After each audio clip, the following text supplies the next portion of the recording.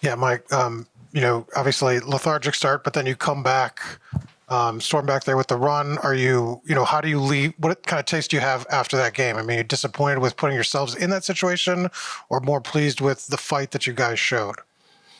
First of all, you got to tip your hat to Moorhead because they played a great game. And, I've been preaching all year, you can be beaten by any team. Doesn't matter who they are if you don't come to play. And I thought at the start of the game we was flat and like we didn't even want to be out there. But finally, we picked it up when our backs were against the wall. And we made plays coming down the stretch that we had to make in order to win the game. I thought Malik's defensive stop at the end was probably the biggest, defensive play of the night. But hell, at the 7-minute mark, we were down 11, I think. And then our defense got better and we were able to make some shots.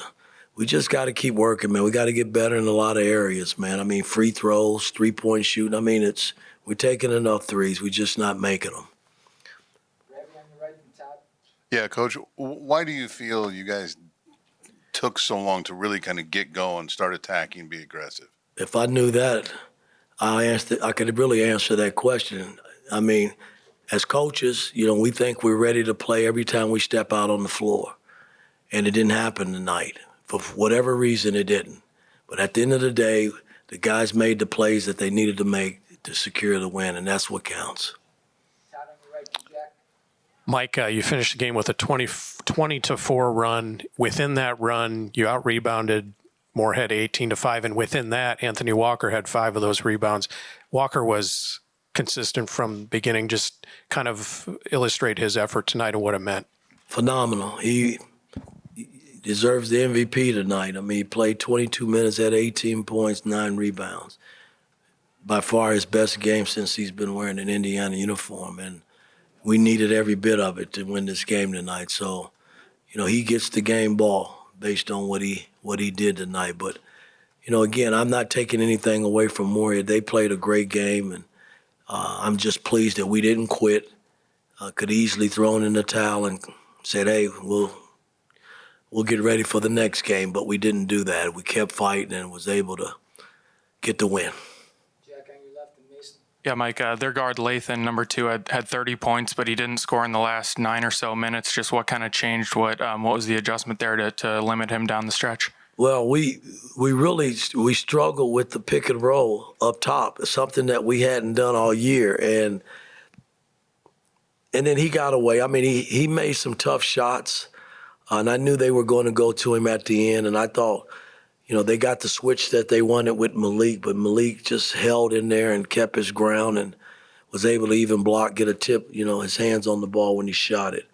I thought Gallo started to really take the ball away from him some. When he got rid of it, I told Gallo not to let him get it back if he could, and so he was trying in that area to keep the ball out of his hands because he was basically the hottest player on the floor.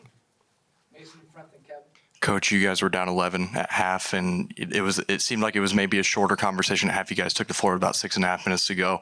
What was that halftime conversation like in the locker room? Well, again, it wasn't real pretty. I mean, not based on how we were playing. I mean, we were awful, and you got to give them credit because they competed the first half, and our fans don't come out to see stuff like that. I was very disappointed, and we got it going, late. And like I said, in that 7-minute mark, that's when we really dug in and did what we needed to do. Coach, with sort of Big Ten sort of approaching this season, I guess right now after today, what is your biggest point of emphasis to your team moving forward?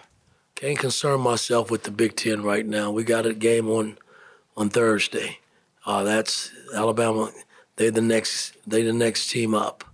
And, and then we have another game after that, after the Christmas break, and then we start the Big Ten. And so we're 2 games away from the Big Ten. I can't concern myself with that right now. George, on your right, last one. Woody, when you put the effort you guys put into Kansas, I mean, this team's looked forward to Kansas since the schedule came out.